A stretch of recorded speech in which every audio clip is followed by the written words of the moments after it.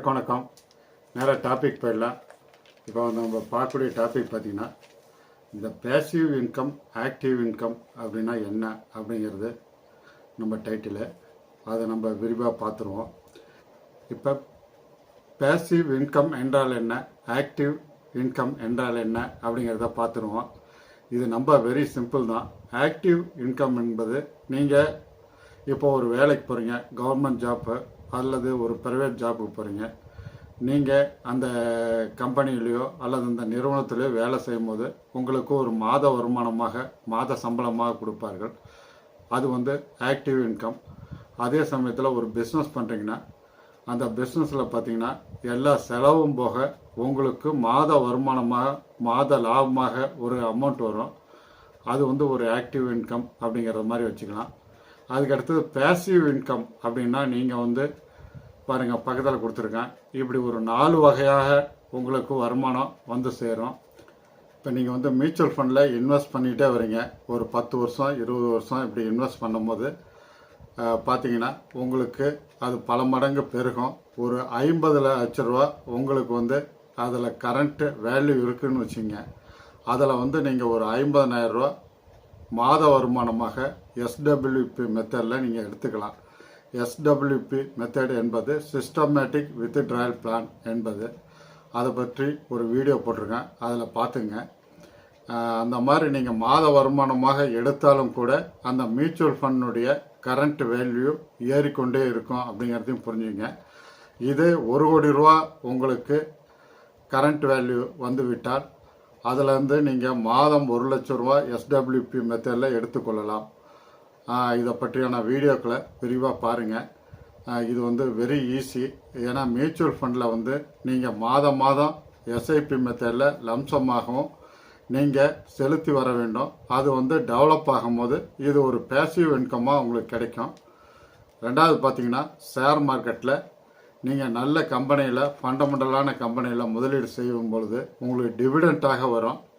உதாரணமாக TCS, Infosys, HCL, Tech Mahindra, Wipro, ITC, State Bank of India, Bajaj Auto, Tata Technology, இந்த மாதிரி ஷேரில் invest பண்ணும்போது உங்களுக்கு டிவிடெண்ட் வரும். டிவிடெண்ட் வரும்பொழுது இது ஒரு பேசிவ் இன்கமாக எடுத்துக்கொள்ளலாம். மூணாவதாக பார்த்தீங்கன்னா, ரியல் எஸ்டேட்டில் வீடு கட்டி வாடகைக்கு விடுவது அல்லது கட்டிய வீட்டை நீங்கள் வாங்கி வாடகைக்கு விடுவது, இதன் மூலம் நீங்கள் பேசிவ் இன்கம் பெறலாம். இதுவும் ஒரு பேசிவ் இன்கம் தான். நான்காவதாக நீங்கள் பார்த்தீங்கன்னா, பேங்க்கு, போஸ்ட் ஆஃபீஸு, பாண்டு, இதில் நீங்கள் இன்வெஸ்ட் செய்யும் பொழுது மாதம் வருமானம் பெறலாம் அல்லது குவார்ட்டர்லி வருமானம் பெறலாம். இது ஒரு பேசிவ் இன்கமாக வைத்துக்கொள்ளலாம். இந்த பேசிவ் இன்கம்ங்கிறது நீங்கள் தூங்கி கொண்டிருந்தாலும் இந்த பணம் தூங்காது. அது உழைத்து உங்களுக்காக ஒரு பேசிவ் இன்கம்மை மாத வருமானமாக வருட வருமானமாக அது பெற்றுத்தரும். இந்த பேசிவ் இன்கம் சம்பாதிக்காமல் யாராவது பெரிய பணக்காரர்கள் ஆகியிருக்கார்கள் அல்லது கோடீஸ்வரர்கள் ஆகியிருக்கிறார்கள் என்றால் அந்த நீங்கள் கமெண்டில் தெரிவிங்க. அந்த மாதிரி பேசிவ் இன்கம் இல்லாமல் யாருமே ஒரு பெரிய கோடீஸ்வரராக வளர்ந்து வந்திருக்க முடியாது அப்படிங்கிறதா என்னுடைய கருத்து. அப்படி ஏதாவது அது மாறுபட்ட கருத்து இருந்தால் இது கமெண்ட்ஸில் தெரிவிங்க. இப்போ ஹெச்டிஎஃப்சியினுடைய பேங்கினுடைய Q1 ரிசல்ட்டை பார்த்துருவோம். இதனுடைய டோட்டல் ரெவன்யூ பார்த்துருவோம். இயர் ஆன் இயர் ஜூன் 2024 81,546 கோடி. ஜூன் 2025 87,371 கோடி ஏறி உள்ளது. ஓகே. அதுக்கடுத்தது குவார்டர் ஆன் குவார்டர் வந்துடும். மார்ச் 2025 86,779 கோடி. ஜூன் 2025 87,371 கோடி ஏறி உள்ளது. ஓகே. அதுக்கடுத்து நெட் ப்ராஃபிட் வந்துடுவோம். இயர் ஆன் இயர் ஜூன் 2024 17,188 கோடி. ஜூன் 2025 17,090 கோடி சிறிது இறங்கியுள்ளது. ஓகே. அதுக்கடுத்தது குவார்டர் ஆன் குவார்டர் வந்துடுவோம். மார்ச் 2025 19,284 கோடி. ஜூன் 2025 17,090 கோடி குறைந்துள்ளது. ஓகே. அதுக்கடுத்து ஏபிஎஸ் வந்துடும். Year on year June 2024 21.67. June 2025 21.23 சிறிது குறைந்துள்ளது. ஓகே. அதுக்கடுத்து குவார்டர் ஆன் குவார்டர் வந்துடுவோம்.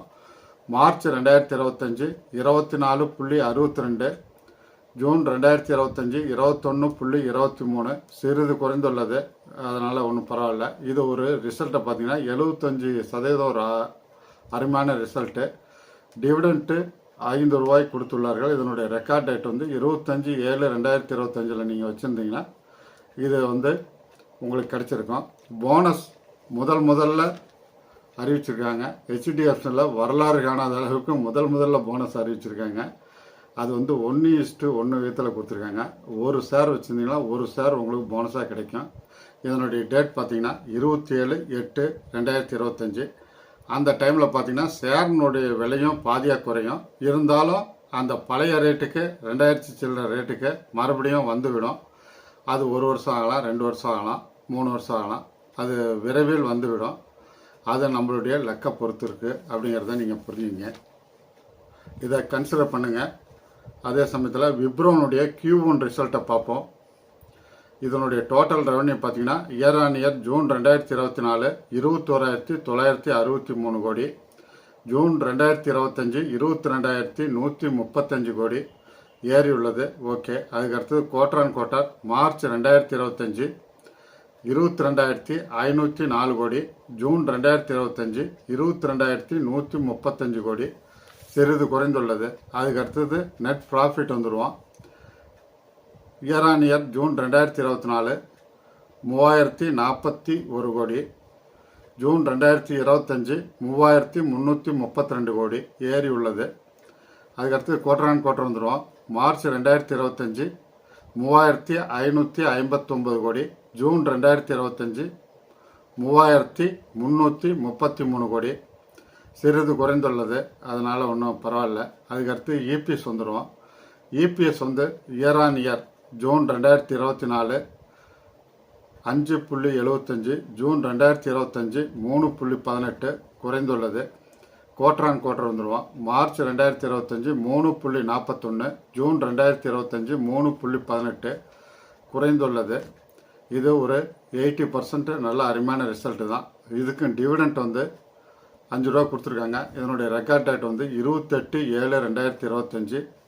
இது ஒரு எஜுகேஷனல் பர்பஸ்ஸு. அதனால் நீங்கள் ஒரு தீர்க்கமான முடிவு எடுங்க.